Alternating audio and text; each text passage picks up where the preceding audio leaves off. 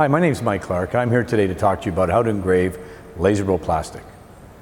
I've had a lot of questions, a lot of requests by people over the last number of years on how to do this. People tend to be really frustrated because they can't get the results that they feel they should get. And realistically, if you're lasering plastic, it should be perfect, and it should be perfect every time that you do it. However, you need to follow a couple of techniques that I've learned over the years that I've been engraving. I've been laser engraving plastic for almost 25 years, rotary engraving material for over 30. So I've had some experience in doing this. I know people talk about certain steps that you need to take, such as using alcohol to clean the edges, or use bottom-up engraving. There's a number of other techniques that people use. I've heard them all, I've done them all, and they don't work. They work to a certain degree here and there, but they don't really work very well. I've got a couple of techniques here that I find that make my life a lot easier and allow me to get perfect results every time that I laser engrave. I'm going to share those with you today.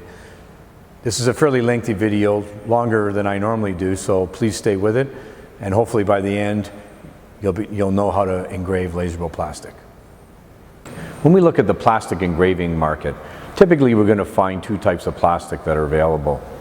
One is ABS core and one is acrylic core.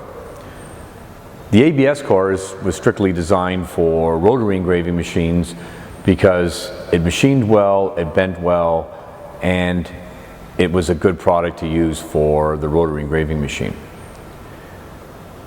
However, the ABS core material doesn't laser very well.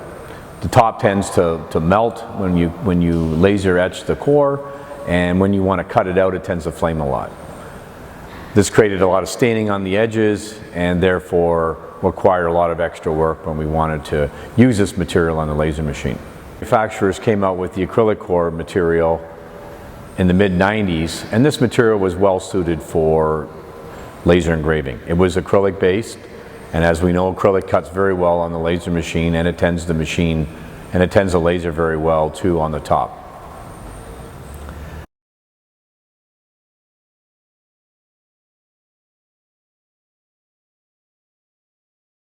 There's really no way to tell the difference between ABS core and acrylic based cored material.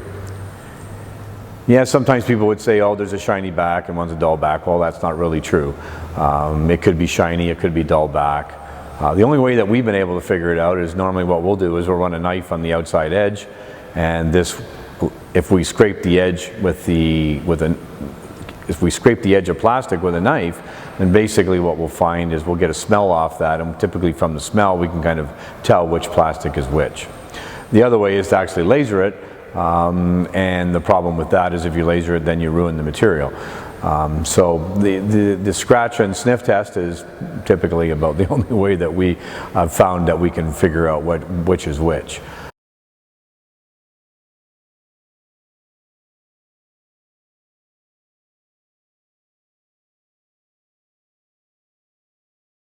Let's take a look at laserable plastic.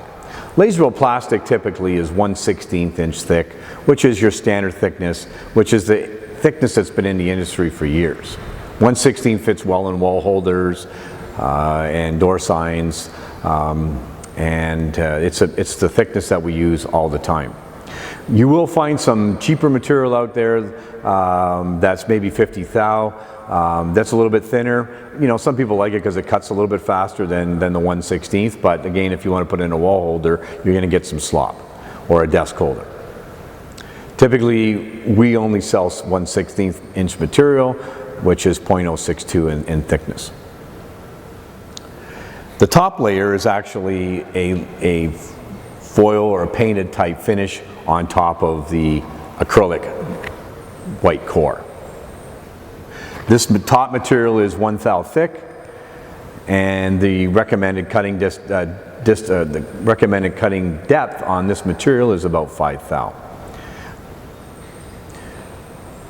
The quality on the actual acrylic core is very, very good. We use little regrind in the actual acrylic. the less regrind that's in the acrylic, the better that it cuts, the less flaming we get, the less contamination we get on the edge. So always make sure that you're using a good quality core material. It cuts a lot better, you get less contamination, the red top vaporizes very well and it's not absorbed by the actual core material. As I mentioned earlier, the biggest problem with laserable material is that it doesn't shear very well, so it tends to crack. As you can see what's happened on here, we've got a crack, and the problem is that we have to cut this with our laser machine. You can cut this with a table shear, or preferably a saw, which will give you a nice clean cut.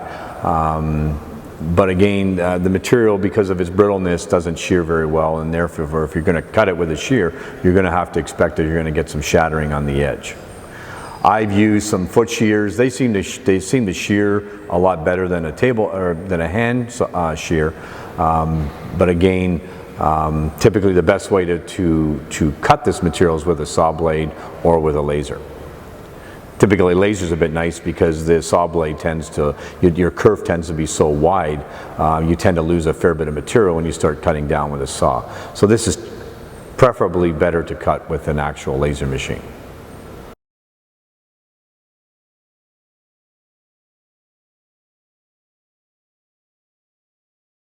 What are some problems that we have with acrylic core material?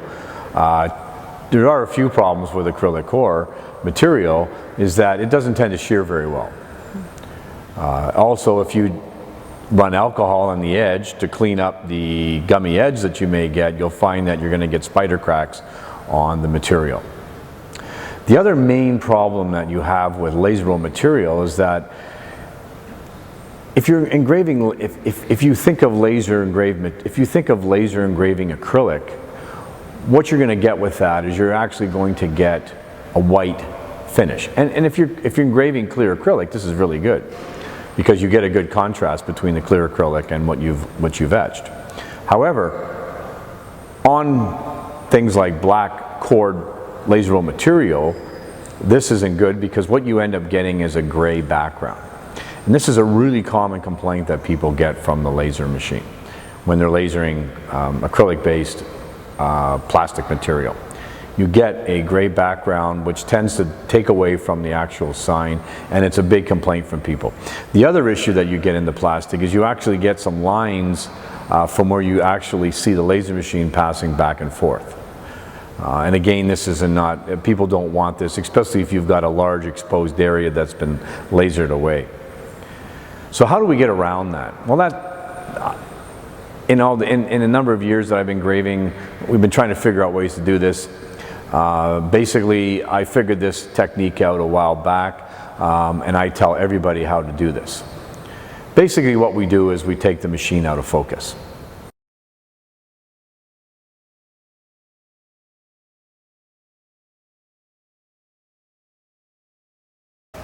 By taking the machine out of focus, what you end up doing is melting the material. I've got two pieces of acrylic here. This one is a standard material that was laser engraved. It's a 3D image. What I want you to notice, not so much as the 3D image, but what you see here is what you would normally get with acrylic, which is a white background. Now picture this on a black piece of engraving plastic. And if you look at this here, you'll notice that I've got a real gray area here. That's an in-focus engraved piece of silver on black plastic. And that is something that people do not want.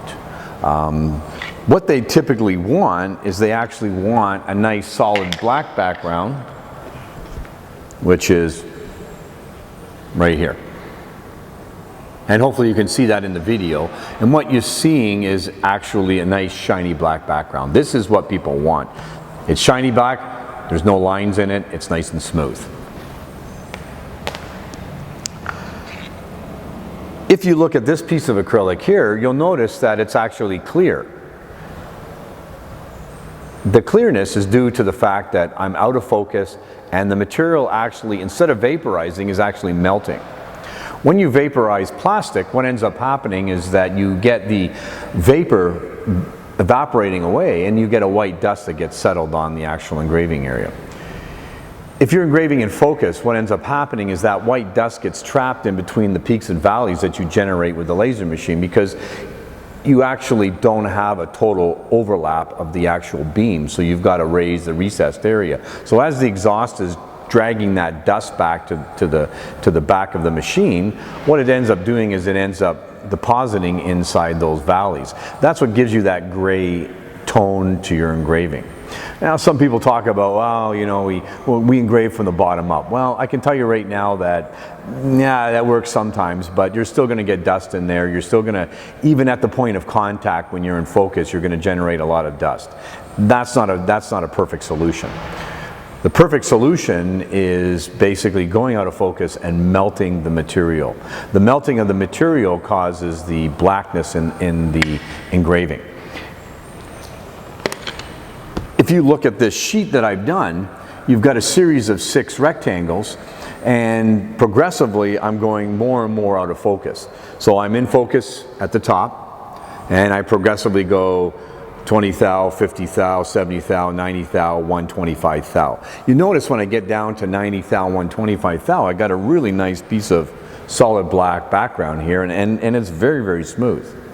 I don't see any lines in the material. I don't see any ridges. I don't see any white dust. All I see is a nice gray background. This is what we want to see when we're actually laser engraving. This is the finished product that we want to generate. We're going to show you today how to do that.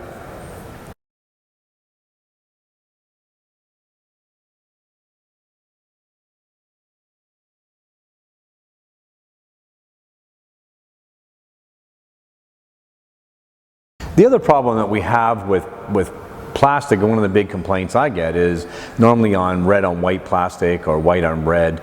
Red on white is a real bad one. What ends up happening is that the red dust deposits in the white background here, and it makes it very hard for people to clean out. If you melt the material, you get less dust, so you get less contamination of the white background.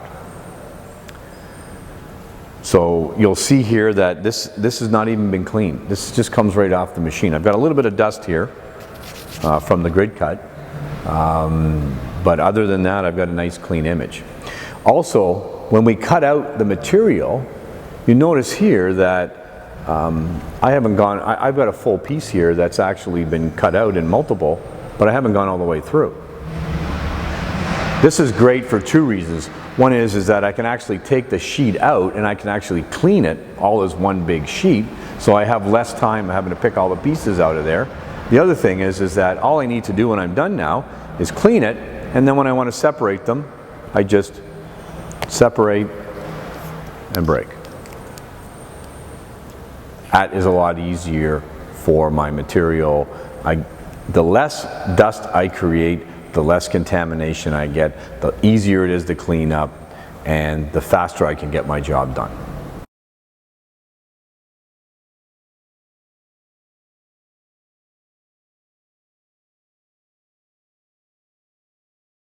Let's talk a little bit about power and speed on the laser machine. The biggest problem that we have when we're teaching people is to convey to them that you don't need to use a lot of power. Power can be good in a way and bad in another way. Typically power is good because it gives us depth, and we can engrave our images, and we can cut our shapes out of the physical material we're working in. The problem is that a lot of people use too much power, and what ends up happening is they end up overpowering the material, and you get a lot of staining and contamination of the actual product. For this reason, it's very important to test your materials. I know the manufacturers are supposed to give us so-called presets in their material, and I don't, although that is a good starting point, I don't like people to rely on these settings. I want you to sit down and figure out the proper power and speeds. If your proper power and speeds come up with what the manufacturer has set, then that's great. But there's going to be a time where you're going to be engraving something and you're going to have to figure the power and speeds out, and if you aren't used to figuring them out yourself, then it's a little bit harder for you to come up with the proper settings. On laserable plastic, the least amount of power you can get away with is the best result. If I use too much power, what I end up doing is creating too much dust, which creates too much cleaning. I also will create too much heat on the material, which will tend to warp it, which isn't good, because then all of a sudden you'll go to give your customer a sign and it'll be a nice big warp in it, and they'll kind of look at you like, hey, you're not really giving me a nice piece of material. So it's always good to keep your powers down. Don't forget too, when you're looking at your power and speeds, is I normally engrave at 500 DPI, not 600 DPI. Typically for most signs, 500 is quite good. Quality of my machine will generate a really nice image at 500 DPI. 500 DPI basically means that I've got 500 lines vertically, I've got 500 lines horizontally, so my machine's going to go 500 lines per inch of travel. This typically gives me a good image and doesn't overburn the material. So power and speed is very critical when you're actually working with material, and it's very, very important for you to get the power and speed just right.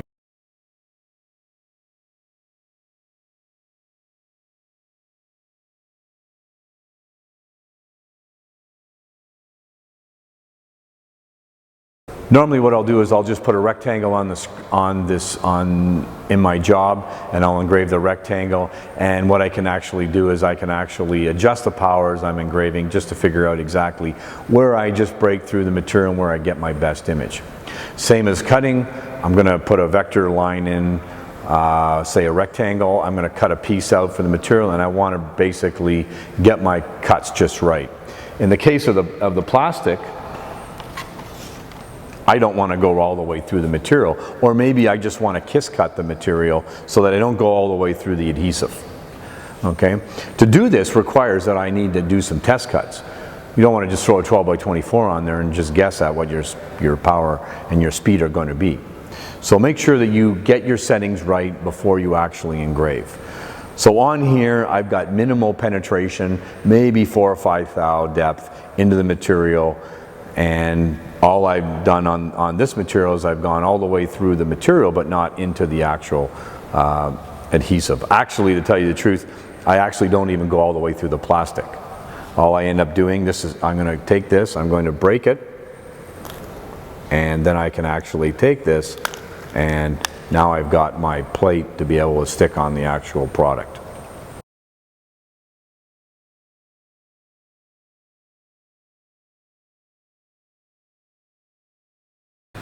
When it comes to cleaning, the most important tool I have in my toolbox is Mr. Clean Magic Erasers. Now, I can tell you I've used everything. I've used alcohol, I've used methyl hydrate, we've used Brillo pads, we've done chamois, we've done soap and water, Mr. Clean. There's just so many things we use to try to figure out how to clean the material. This stuff works really well, and the only problem with this is it's a little bit abrasive, so you've got to be careful when you're working on the darker colors. So if you press too hard, you'll actually get some swirl marks in the material, so be careful when you're using this. But this stuff works really, really well. There's many times where I clean the core out of the material. For example, if I was to get contamination in the red material here, this will clean it out. And this works really, really well.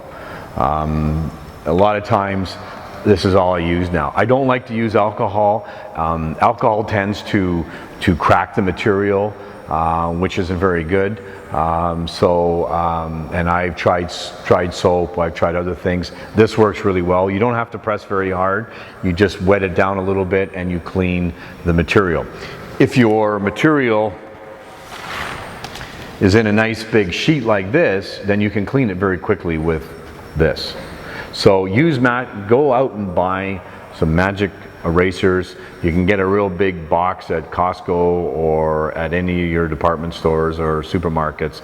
This really, really works good, and it cleans the material very easily. Just one tip when you're actually cleaning this, when you're working with your material, remember, if you go too deep in your engraving, what you end up doing is it just makes it harder to clean with this product. So make sure that you are engraving as shallow as you can so that it makes it easy for you to clean out with this product. The deeper you go in material, the harder it is for you to clean it out. So keep a shallow depth, go get your Mr. Clean magic erasers, and it will make your job a lot easier when it comes to cleaning.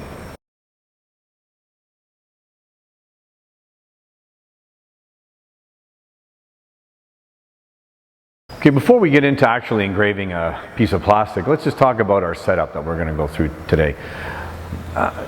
Typically most people, and this is how I would have set my laser up years ago, would be just to throw a cutting table in the machine and put our plastic on top of the cutting table and engrave the top and then cut it out. This is still, we can still do this, but the problem is that if you use too much power, you're going to get warpage. It's hard to tape things down on the cutting table. You end up having the middle sometimes bow up on you. Some of the material, typically because of the way the top layer is affixed to the acrylic core, causes some stress. Which, if you start to heat up, you tend to start to get some curl on the ends. If you've got adhesive on the material, that's going to want to bow your material too. Typically, when I engrave plastic now, so if I want to do something like this, then typically what I'm going to do on that is I'm just going to do it on the flat table. I'm not going all the way through the material, so I'm not going to have the issue that you normally would have where you're going to stain the back of the table. And this allows me to use some engraver's table tape if I want to be able to hold the middle down.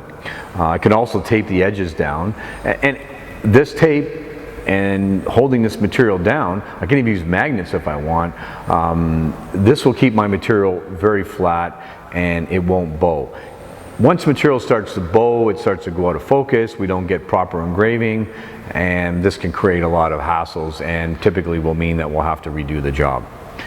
So what you're going to see me do today is I'm actually not going to use the cutting table. I'm just going to use the basic flat table. The other thing I'm going to do is I'm not going to engrave rectangles on this job. I'm actually going to engrave straight grid cut lines. Okay, think about it, if I engrave a rectangle here and then the next one below it is another rectangle, then what have I got? I've got double cut. Let's look at this one, this tag right here. I got double cut here, here, here, here. Basically what that means is that I cut this tag out fully twice. By cutting it out twice, think of all the extra time I'm generating, think of all the extra dust and contamination that I'm generating when I'm doing that. So typically what I'm going to do is I'm actually going to have the laser machine travel down here, which then cuts all these tags on the one side, and then I'm going to have it cut down here, I'm going to have it cut down here, across, across, across, across. Think of how much faster the machine is. Think how much less contamination I have. Also, when I'm done,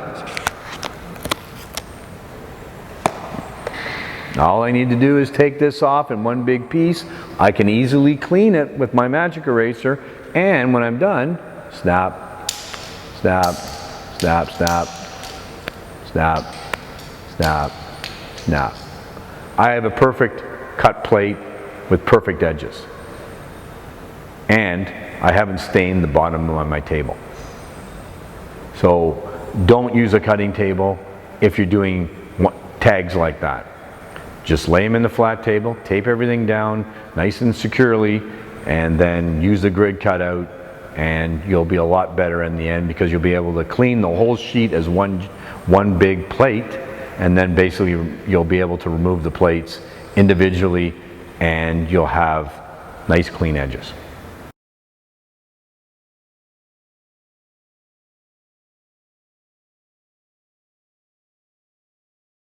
Let's take a look and see how we're going to create my 1x3 name tag on a 12x24 multiple.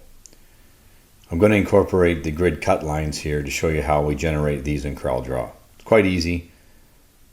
So let's take a look at how we do this. First of all, I'm going to place my text and logo in the top left-hand corner to signify my first 1x3 plate. If I bring a guideline out, we know that that guideline has to be at 3 inches, and this guideline has to be at 11 inches. Remember, the top corner of my page is 12 inches, so that's 12 minus 1 inch, which is 11 inches. We don't want to do a hunt and peck type location of our logo. We want to do this exact.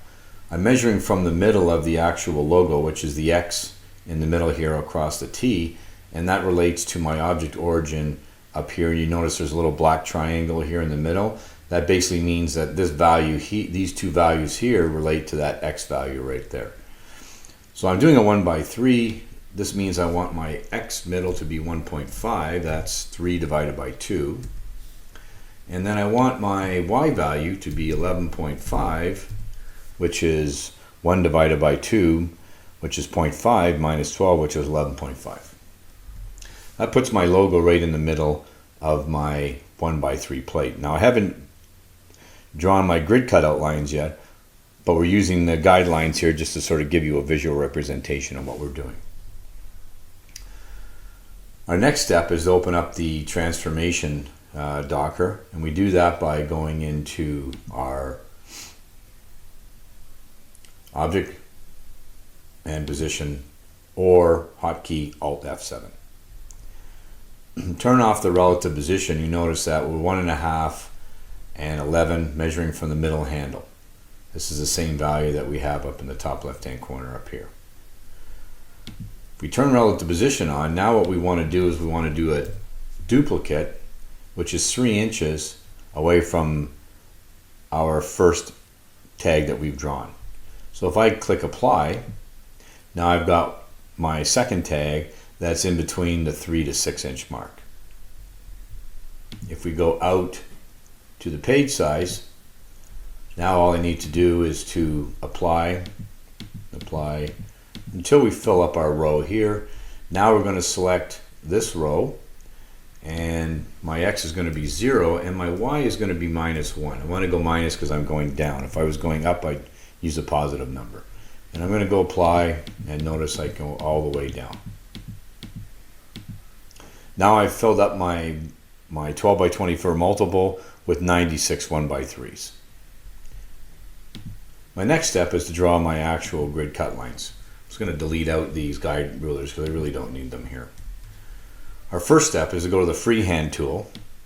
Hotkey is F5, and I'm just going to draw a vertical line at 90 degrees. If you hold down the control key while you're drawing this, it will snap to an ortho line. I don't really care how long it is. I'll change the height to match up with the 12-inch sheet after I've drawn this line.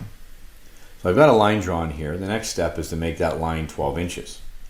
I go to the property bar up at the top here, I type in 12, press enter, and notice now my line is 12 inches. My next step is to put this vertical line at the 3 inch mark, because this is going to be the cutting point for my first row or my first column of tags.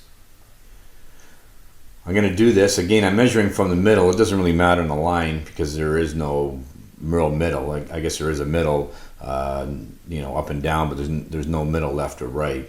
But I'm just using the middle because that makes it easy, and that's what we're using before. This value here in the X is going to be 3 inches. And my Y is going to be the halfway point of my line. My line is 12 inches. I want it to be, the middle to be at 6 inches, so it sits in the middle of the page. So this has to be 6. So let's put in 6. And now my line's at the 6 inch mark. I'm now going to duplicate my vertical line, across horizontally, and the same way I did my tags. I'm going to go apply, apply, apply, apply. I'm creating a tag every 3 inches. Now, my last line, let's say for example that I want to make a cut here because maybe my plate's bigger than 12 by 24, so I got to put a cut line on the outside here. CorelDraw won't allow us to engrave within 5 thou of the edge of the page, so because this line is right on the edge of the page, Corel won't send that information to the laser. I need to move this line in 5 thou. That's quite easy to do. All I really need to do, let me just zoom in so you can kind of see what I'm doing. If you notice here, you can see that I actually am right on the edge of the page.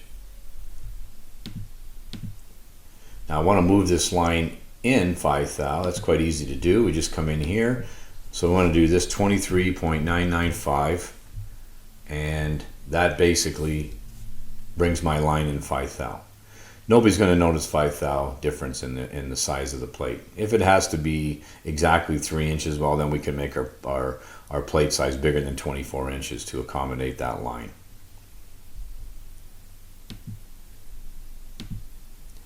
Our next step now is to draw the horizontal lines.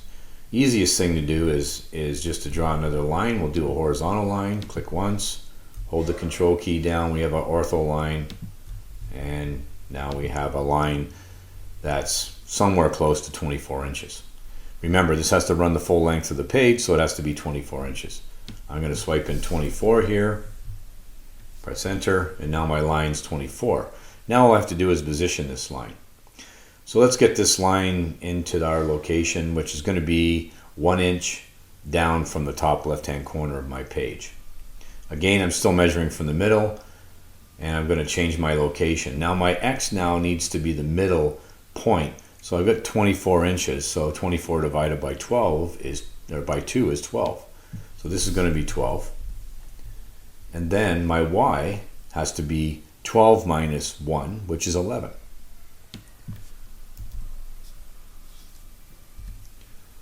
Now I've got my 1x3 plate, and you can see it here zoomed in. You can see that now I've actually got my my line at the 1 inch running full length. Let's zoom back out again. That line is selected. Now all I need to do is duplicate that. That's 0, that's -1, and we're going to go apply, and we're going to move all the way down. So now I've created my multiple. If we want to, again, if we have an issue where maybe the piece of material is a little bit more than 12 inches and we want to put a cut line here, again, this won't work because it's on the 0 position, as we can see by the Y here. I just need to move that up. 5 thou is the distance, so let's type in 0.005. Now that that line is moved up from the bottom corner 5 thou, which will allow Corel to send that information to the laser machine. Theoretically, I'm ready to run now. We can fine-tune this image a little bit, but if we go into the Object Manager, you'll notice that the first line in our grid cutout is going to be the first line I drew. The second line, the third line, fourth line. So this is the way that the laser is going to process these lines, and that's what we want it to do. We want to basically get a progression left to right, and then top to bottom. The other issue is, and it's not that big of a deal here, but it's always something important to know for some certain situations. If I select the shape tool, which is right here, which is the F10 key, if I click on my line here with the shape tool, you notice that the directional arrow shows me the direction of the actual laser in terms of the direction that it moves. So what's going to happen is my laser is going to start at the top and it's going to move down this way. The next line, it's going to move all the way to the top and move all the way down. It would be kind of nice if we went all the way down here, moved over here, and then went back up here. Okay, that's quite easy to do. What you need to do is you need to right click on this line while it's selected with the shape tool, and we're going to reverse the subpath. So now notice that what's going to happen is this line, this machine is going to move this way, and then our laser machine is going to move back up this way. So all I need to do now is select the alternative lines and change the direction. You can also just change this in terms of its rotation and make it 180 degrees. and thus the line now is moving up or down. So let's take this line here, and let's take this line here, and let's do a 180 on those. And now I've got a line going down, up, down, up, down, up, down, up. Then what happens is then we need to process this line, and we can do the same thing. Notice that this line is running this way, and then we want it to come back and start here, and then move back this way here, and then here. So all we need to do now is select this line, hold the shift key down, that line, that line, that line, that line, and our bottom line, and we'll just do a rotation of it 180 degrees. And now we're ready to run the job. This is basically how we would create our grid cutout line set up for the 12 by 24 sheet with a 1 by 3 name badge. Typically what I'll do is if I'm doing a lot of 1 by 3s on 12 by 24s, then it might be advantageous to save this setup and then just place in whatever information we want in the 1 by 3 page later on. This way we don't have to constantly keep recreating this plate. If we have plates that are different sizes and we're using different multiple sizes in terms of the sheet size, then you're going to have to make a number of different setups, and maybe it's a lot easier just to do this as we need it. It's not that hard to put it together once you've sort of done it a few times, and it can actually be done pretty quick. So that's how we do our grid cutout setup, and now what's going to happen is our machine will be able to run more efficiently without doing rectangles.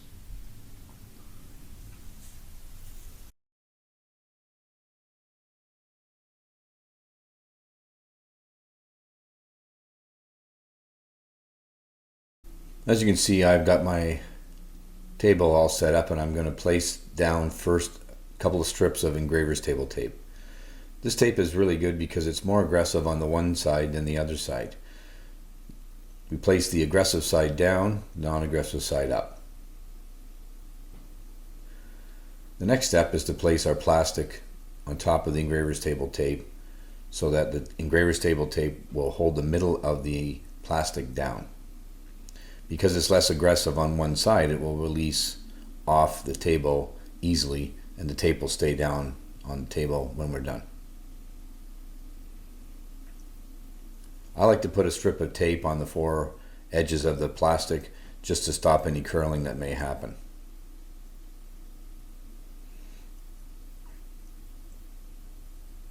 We don't need a lot of tape, just enough to keep the edges down.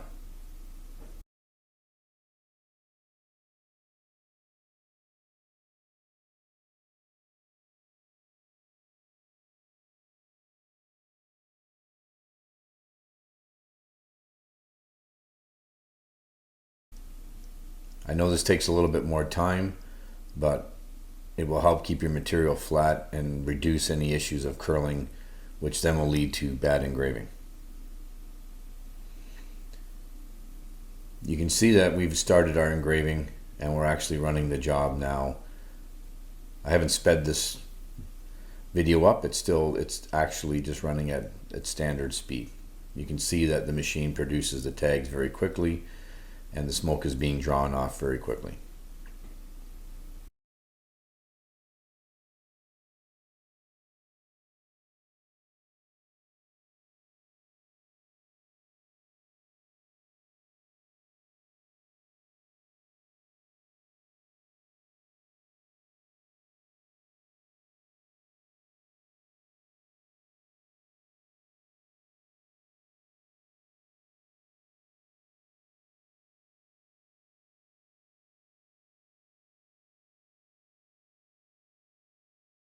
Notice that there's very minimal contamination of the white core on the material here. When we started engraving, we actually dropped the table down 90 thou. It doesn't really matter whether you come up or down. I always like to go down, sort of stops the issue of maybe coming up and hitting the head accidentally by putting the wrong number in. On the Trotec machine, we can actually place in the depth that we want to drop the table down or up into the actual setup so that the machine will move automatically. and then come back into focus when we want to cut out. So by being out of focus here, what I'm doing is I'm actually increasing the beam width, which is decreasing the amount of the peak that will occur between the two the passes of the beam. This will smooth out my material, and if you run your finger on it, it'll be a lot smoother than it would be if I didn't do it this way. I also generate less dust. The less dust thus creates less contamination. So a combination of less dust, less peaks and valleys to trap the dust gives us a very white background, or if we're running with a black core, a black background.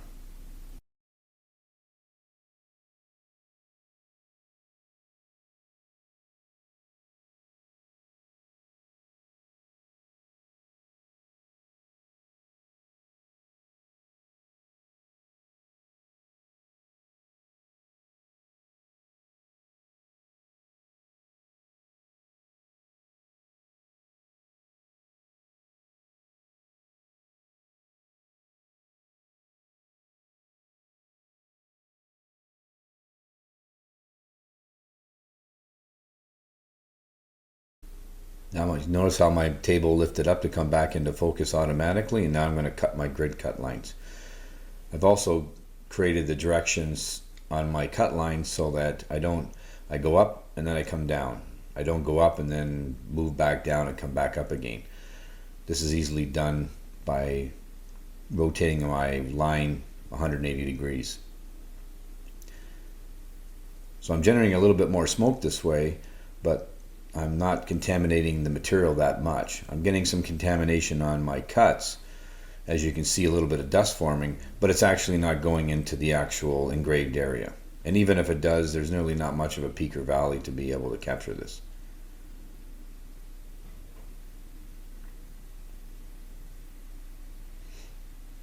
So I'm done now the engraving along with my cut lines.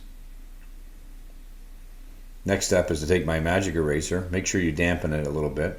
Allows the dust to stick a little bit better to the magic eraser and creates a little less abrasion that's generated by the actual eraser pad itself.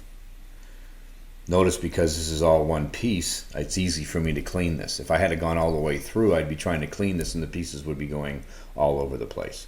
I haven't gone all the way through the material, so thus it stays stuck on the table, and as I clean one, all the other ones won't move. And it doesn't take me that long to clean this sheet, maybe 20 or 30 seconds, and I'll be done.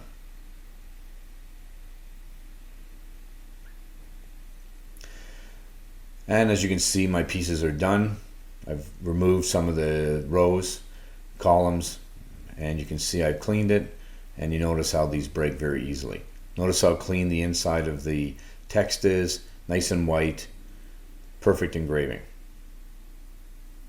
Doesn't get any better than that. So remember, out of focus, and use the least amount of power that you can get away with. Well, that concludes our video on engraving laserable plastic. I hope you learned some things from this video. I hope I will make your life a lot easier, and I hope you don't ruin a lot of material and waste a lot of money. If you follow these steps, such as getting your power and speeds right, working with the proper resolution, not using alcohol, using magic eraser, and most importantly, going out of focus, you'll get good results every time. Your life will be a lot easier, and you won't have the hassles that I know you're having right now. So practice with these, use them, and if you have any questions, drop me a line.